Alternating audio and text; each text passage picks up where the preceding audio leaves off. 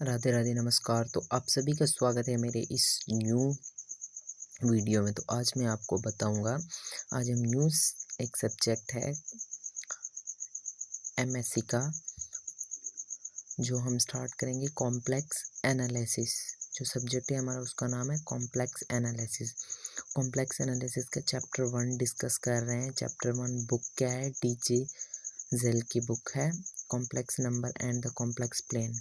ठीक है, सबसे पहले हम बात करेंगे complex number and their properties. इसकी कुछ डेफिनेशन की तरफ और प्रॉपर्टी की तरफ ज़्यादा डिटेल में हम तब जाएंगे जब हम एक्सरसाइज करेंगे। तब से मैं आपको शॉर्ट बता रहा हूँ ताकि हमें डेफिनेशन का पता होना चाहिए। तो the number of the form a plus iota b are said to be complex number. ठीक है, where a and b are real numbers and iota is an imaginary। Example देखो, z is equal to a plus iota b real, z is equal to a।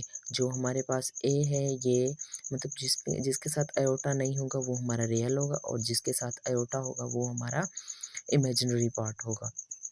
इसी तरह every real number is a complex number with zero its imaginary parts. z is equal to 5 plus 0 iota. Note, Euler was first to introduce the symbols iota is equal to -1 का whole under root. इलर ने first दफ़ा introduce कराया था कि iota किसके equal होता है? -1 whole under root के। अब हम आगे चलेंगे। आगे जाने से पहले देख सकते हैं आप,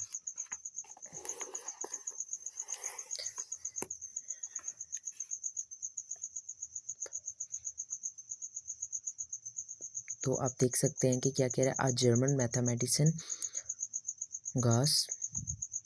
Gauss was first the proof to some algebraic equation with real. The algebraic equation x plus 4 is equal to 0 and x square plus 1 is equal to 0 do not have real parts. In order to find the solution of these equation we need complex number। हमें क्यों complex number की ज़रूरत पड़ी? तो हम क्या कह रहे हैं, iota is equal to -1 and x square plus 1 is equal to 0।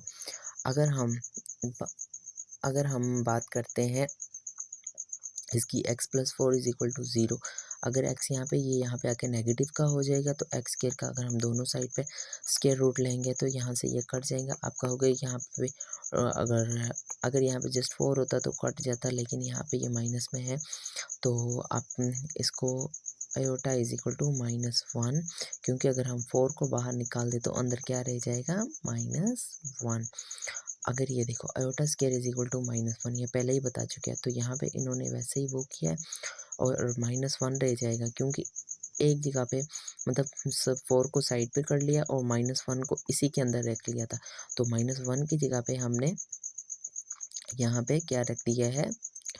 4 का। फॉर एग्जांपल ये देखें, अगर हम एक ही अंडर रूट में, अगर मैं एक ही अंडर रूट में, ये अंडर रूट थी ना, -4 थे, अगर मैं 4 को इधर कर दूं और ये माइनस जो पड़ा था इसके साथ अगर ये 1 करा दूं, अगर 1 को इसके साथ मल्टीप्लाई करा दूं तो माइनस माइनस के 4 हो जाएंगे ना। लेकिन मैंने ये इसको साइड पे कर दिया और इसकी जगह पे मैंने क्या लिख दिया है? -1 की जगह पे ये चीज़। तो इसी जगह पे मैंने ये चीज़ लिखी है और ये मेथड वैसे ही किया है। अगर मैं डायरेक्ट इस माइनस की जगह पे आयोटा स्क्वायर लिख देता हूँ, इसी जगह पे मैंने ये लिख दिया है, 4 वैसे था वैसे का वैसे लिख दिया। ठीक है, इसकी जगह पे x square is equal to iota square क्या आ जाएगा? यहाँ पे 2 कट जाएगा और आयोटा प्लस माइनस का 2 आयोटा आ जाएगा। ठीक है, और इसी तरह अगर से हम दूसरी एग्जांपल की तरफ चलते हैं तो x square plus 1 is equal to 0, x यहाँ पे -1 हो जाएगा और -1 आपको पता है क्या होता है? जैसे मैंने यहाँ पे बताया था कि -1 ये किसके इक्वल होता है? आयोटा स्क्वायर के। आयोटा स्क्वायर हो जाएगा। ठीक है, और यहाँ पे क्या आ जाएगा? एक्स प्लस माइनस का आयोटा रह जाएगा। Define equality, there are two complex number z1 is equal to a1 plus iota b1, z2 is equal to a2 plus iota b2 are equal if a is equal to a2, a1 is equal to a2 and b1 is equal to b2। ठीक है, हम आगे चलेंगे।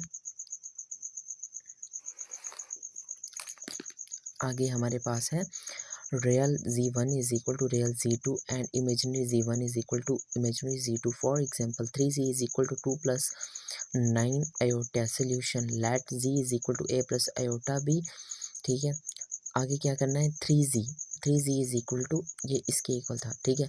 अभी देखें z हमारे पास क्या late हमने किया हुआ a प्लस आयोटा b, तो 3 तो वैसे ही था, z की जगह पे हमने ये चीज़ लिख दी है यहाँ पे, और 3 की जगह पे हमने ये जो वैल्यू थी ये लिख दी है, प्लस 2 प्लस 9 आयोटा, ठीक है। अभी देखो इसको 3 को इसके साथ मल्टीप्लाई किया, 3 इसको भी मिलेगा, 3a हो जाएगा प्लस 3 आयोटा b हो जाएगा is equal to 2 plus 9 iota. अब 3a है, ठीक है, और यहाँ पे ये फर्स्ट वाला इमेजिनरी के साथ ऐड करवा देंगे और रियल को रियल के साथ, इसको इसके साथ ऐड कर दिया है, इमेजिनरी आयोटा वाली को आयोटा वाले के साथ।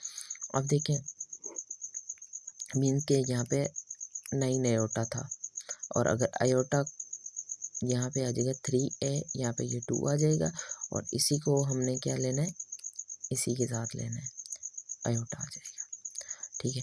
a इज़ इक्वल टू यहाँ पे ये 3 हो जाएगा, और b is equal to iota iota से कैंसिल हो जाएगा, तो यहाँ पे हमारे पास b इज़ इक्वल टू 3 और 9 वही था, ये इधर मल्टीप्लाई हो रहा है, इधर आके नीचे डिवाइड, 3 1 ज़ा 1 3 और 3 3 ज़ा 9 आ जाएगा, तो b की वैल्यू 3, तो a की ये है और b के पुट इन z में पुट करेंगे। z हमारे पास क्या था, ये आ गया था, ये वाला जो हमने पुट किया था, लेट किया था, लेट में z में a की वैल्यू हमारे पास ये आ गई और b की वैल्यू ये आ गई। जब हम दोनों वैल्यू को पुट करेंगे तो हमारे पास कुछ ये आंसर बनेगा। आशा करता हूँ कि आप लोगों को बहुत समझ आ रही होगी।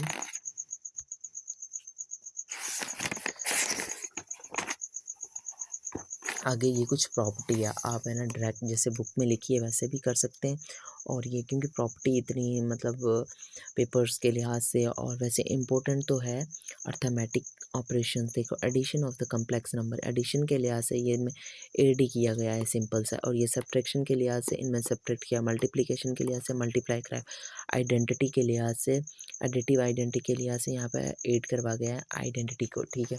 और इसके अलावा ये सब एडिटिव इन्वर्स लिखा हुआ है, ये बिल्कुल सिंपल सा मैंने सब किया हुआ है, और एडिटिव मल्टीप्लिकेटिव इन्वर्स ये भी सिंपल्स किया हुआ है।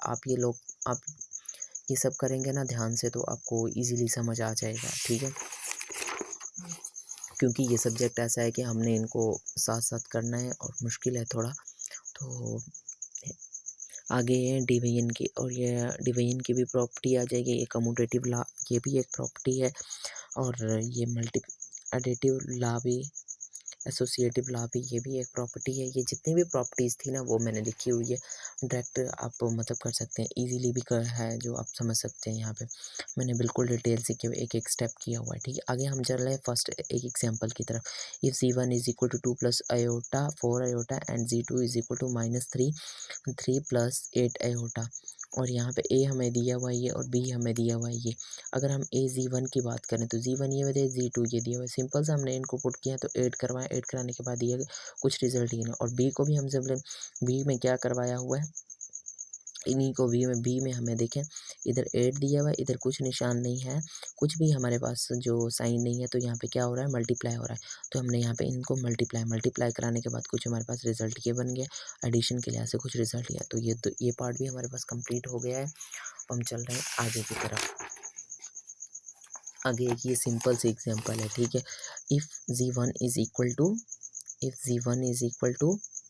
2 - 3 iota, z2 is equal to, ये फाइंड z1 डिवाइड z2। अब डिवाइडिंग के लिहाज से डिवीजन का फार्मूला क्या है, कॉम्प्लेक्स में हमारे पास डिवीजन का फार्मूला ये है, इस फार्मूले के मुताबिक सिंपल से z1 over z2 is equal to z1 over z2 multiply z2 का कॉन्जुगेट z2, ये चीज़ है, और ये चीज़ डायरेक्ट आ जाएगी इस तरह।